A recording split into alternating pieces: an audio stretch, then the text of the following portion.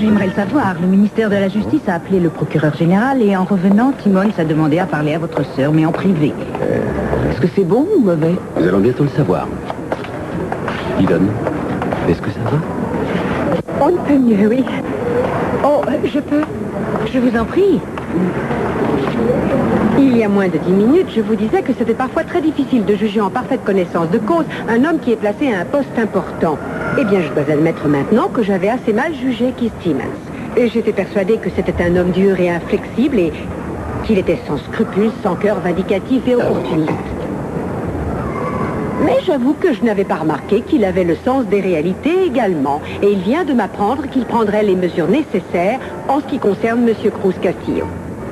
Vous êtes tous témoins aujourd'hui qu'il vient très solennellement de promettre de revoir la situation de Cruz Castillo et de le protéger des autres détenus. Monsieur Timmons? Mon devoir étant de veiller au bien-être et à la sauvegarde des personnes incarcérées, j'ai pris la décision de transférer Cruz Castillo dans un secteur de haute sécurité, isolé des autres. Immédiatement. C'est gagné. Bravo. Maître Wainwright, voilà la clé. À vous le l'honneur.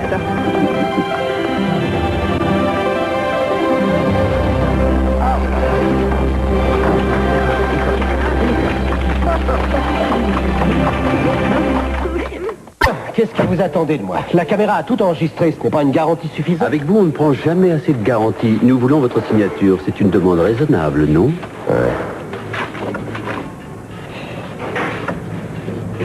C'est quoi ce paragraphe à la fin? C'est juste une stipulation à propos de Ramirez. Une stipulation. Vous avez promis une protection totale. Elle ne sera plus effective si Ramirez se retrouve un jour dans le même secteur. Ouais. Bon, d'accord. Tenez, et sortez d'ici. Voyons essayer de perdre avec le sourire, Keith. Mais ne croyez pas que vous triomphez, Eden, parce qu'on ne vous autorisera pas les visites. Quoi? Oh, je ne vous l'ai pas dit, j'ai préparé un petit document de mon côté aussi. Écoutez ça.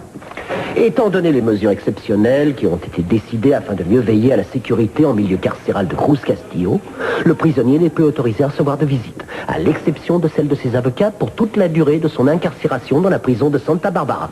Et vous n'êtes pas avocat, vous. Soucieux du bien-être et de la sauvegarde des personnes qui séjournent dans les prisons de cet État, j'ai décidé de transférer Cruz Castillo dans un secteur de haute surveillance. Le prisonnier ne sera plus autorisé à recevoir de visites à l'exception de celle de ses avocats pendant toute la durée de son incarcération.